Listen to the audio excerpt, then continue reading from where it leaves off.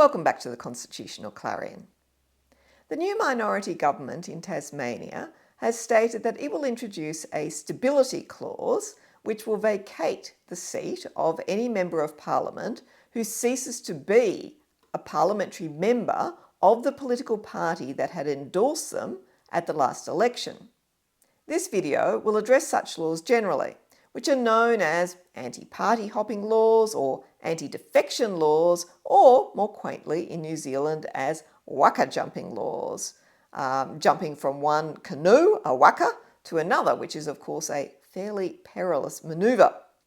I will also discuss the point of such laws and the democratic objections to them. A second video will then address particular issues concerning the details of such laws, their constitutional validity, how they would operate, and how they would be interpreted and applied by the courts. Every time a politician elected to Parliament as the endorsed candidate of one party later defects from that party to join another or become an independent, there are howls of outrage, both from the party that lost its member, as well as, sometimes, the constituents of the member who may well feel betrayed. The reasons for the defection can be varied, ranging from, on the one hand, corruption, such as the offer of a ministerial office and associated perks if the member defects, to, on the other hand, points of principle, where the member cannot in good conscience vote for a political party policy which the member finds to be reprehensible or against the interests of his or her constituents, or indeed against the public interest generally. In rare cases, a member might go to an election as an endorsed candidate for a party just to get elected, with the intention of then leaving the party shortly afterwards so as to enjoy a long parliamentary term, which could be 6 or 8 years in an upper house, voting as they wish without any accountability to anyone at all. In other cases, a member might join with others to establish a new party or movement that better represents the people. Motivations for defection will of course vary, as will the public's response to them. But beyond the particular examples, this issue also exposes an important cleavage in how we view our democratic system of representative and responsible government. Is a member elected as a representative of a party to deliver that party's policies so that the party effectively owns the seat? Or is a member elected as an individual who's obliged to act according to his or her best conscience in the service of his or her constituents and the public interest as a whole? From a legal and constitutional point of view, there's actually support for both propositions. On the one hand, the courts have recognised that members of Parliament have, quote, an obligation to act according to good conscience, uninfluenced by other considerations, unquote. Judges have also declared that the, quote, fundamental obligation of a member of Parliament is the duty to serve, and in serving, to act with fidelity and with a single-mindedness for the welfare of the community, unquote. Acting in the interests of a political party when that is against the public interest may even amount to an offence of misconduct in public office. On the other hand, when it comes to the Australian Senate elections, there had long been a convention that if there was a casual vacancy in the Senate, it would be filled by someone from the party which had endorsed the outgoing senator at the time of their election. Because 12 senators are elected for each state, with half of them normally being elected every 3 years, it's not possible to run a by-election for a single seat when there is a midterm vacancy. So vacancies are filled by a vote of the Houses of the Parliament of the state which the outgoing senator represents. By convention, those state parliaments did not act on a partisan basis in choosing a replacement for the relevant senator. Instead, if the outgoing senator was chosen as a Labor senator for Victoria, for example, then by convention the houses of the Victorian Parliament would fill the casual vacancy arising from that senator's death or disqualification or resignation with a Labor Party candidate. This convention, however, was strained to its limits during the tumultuous period of the Whitlam government. And again, I'll do a separate video on that because it's actually quite interesting. Now, one consequence of the attempt to manipulate or distort this convention during the Whitlam era was the approval by referendum of a constitutional amendment later in 1977, which crystallised that convention and made it a constitutional requirement. Section 15 of the Constitution now refers, for the first time, to political parties. It says that where a vacancy has occurred in the place of a senator who at the time when that's the wording they use, when he was chosen, was publicly recognised by a particular political party as being an endorsed candidate of that party and publicly represented himself to be such a candidate, then the person chosen to fill that vacancy shall be a member of that party, unless, of course, there is no member of that party available to be chosen. This suggests, at least in the Senate, that parties can lay a claim to owning the seats that were won at the previous election, but only where there is a vacancy because a senator has died, resigned, or become disqualified, not, at least at the moment, because of a party defection. This leads to questions of the constitutionality of establishing additional criteria of disqualification, which I'll deal with in that separate part 2 of this video. But before getting to that, it's worth considering why a country, or indeed a state, would wish to enact a law to vacate the seat of a member of Parliament if he or she changes party. First, many countries which have anti-party hopping laws do so because of corruption problems. There are places where MPs are commonly bribed with the prospect of the perks and remuneration of ministerial office to join a different party and change the government.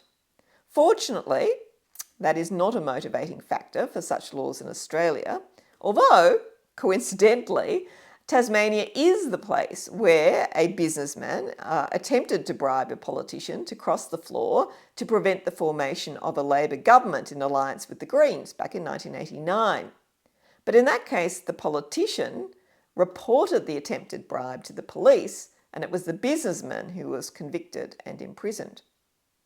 If we exclude the risk of corruption as a motivation for such laws in Australia, which I think we should, then why else would you want to enact them?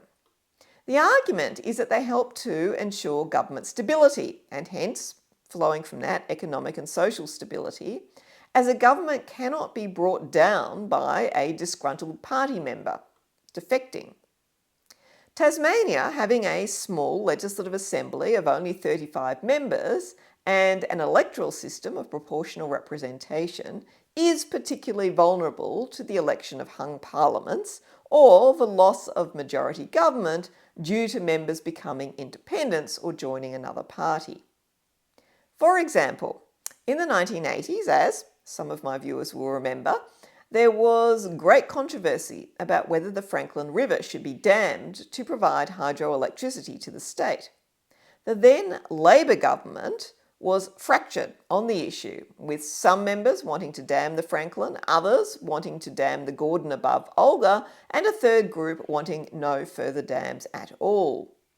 On the 11th of November 1981, 11th of November being a day that's often been problematic for political leaders in Australia, the Labor Premier, Doug Lowe, who was opposed to damming the Franklin, was overthrown as leader and lost the premiership. Lowe didn't go quietly. He resigned from the Labor Party and sat as an independent along with another defecting Labor colleague. Labor lost its majority. Quite a few months later, and after the rather notorious referendum on the damming of the Franklin, Lowe and his former Labor colleague provided the critical votes that actually brought down the Labor government on a vote of no confidence, resulting in an election which Labor lost and bringing in the grey Liberal government. More recently, it was the Liberal Rockcliffe government that suffered defections, causing it to slide into minority in the last parliament and eventually to call an early election. One can therefore understand the incentive in Tasmania to try to prevent or at least to penalise party defections in the name of stability. But there's also another side to the story. First, such laws treat the wishes of voters as static. They've been described by academic commentators as protectionist measures for political parties preserving election outcomes for the entirety of a parliamentary term. What if a big political issue arises mid-term and voters make it clear to their member that their party's approach is unacceptable? What if a party is mired in corruption and scandal? Why shouldn't a member of parliament be entitled to leave a party and vote in parliament against it if he or she judges it as being in the best interests of his or her electorate and the state, or indeed the country overall? What if the member has a strong personal following in the electorate and is supported by the electorate precisely because he or she represents their wishes in a way that the dictates of a political party do not? The whole point of our system of responsible government is that the lower house is entitled to vote no confidence in the government so that a bad government can be brought down. Victory in an election is not a guarantee of a full parliamentary term and should not freeze the election results for a full term. Governments must be responsible to Parliament and through Parliament to the people. A government should not be able to avoid that responsibility by simply expelling members who may criticise or object to its actions on important policy issues or even be prepared to vote against them, with the government instead replacing them with compliant toadies. A key objection to an anti-party hopping law is that it diminishes freedom of speech, freedom of association, and freedom of conscience, which are all essential to the proper exercise of the role of a Member of Parliament. It would also stifle internal party debate on policies, as members could be threatened with expulsion and immediate loss of their livelihood unless they toed the party line. It potentially places enormous control in the hands of party officials at the cost of democratic accountability to the electorate and parliamentary freedom as protected for a very long time by rules of parliamentary privilege.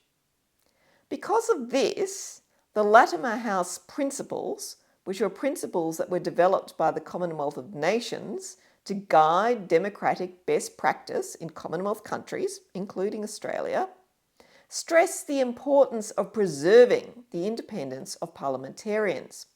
They state that the security of members during their parliamentary term is fundamental to parliamentary independence, and therefore the expulsion of members from Parliament as a penalty for leaving their parties should be viewed as a possible infringement of members' independence. However, they did also recognise that anti-defection measures may be necessary in some jurisdictions to deal with corrupt practices. So where corruption is not the motivating factor, the independence of parliamentarians should be paramount and therefore protected.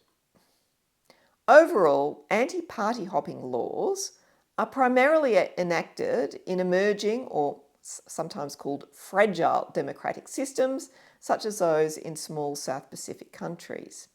They are rarely enacted in mature democracies, although there are exceptions in New Zealand and Israel, for example, both of which have unicameral parliaments elected by proportional representation systems.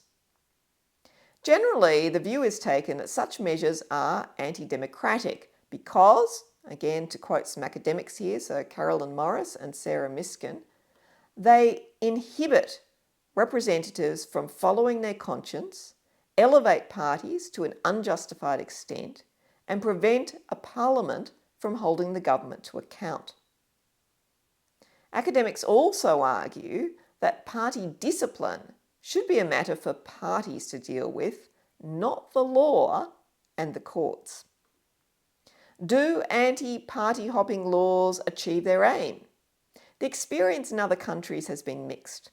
In some countries, they have resulted in greater stability for governments, but in others, party defections actually increased, or there was a build-up of political discontent within parties, which, finding no source of release, was claimed, at least in one case, to have contributed to a coup d'etat. It depends very much on the country itself and its political culture. The one thing that is certain, however, is that such laws are not a simple panacea for political problems and do involve real risks. Thank you for watching the Constitutional Clarion. I hope you will join me next time when I explore the constitutionality of such laws, the details of how they would actually operate, and the problems with their interpretation by the courts. But until then, goodbye.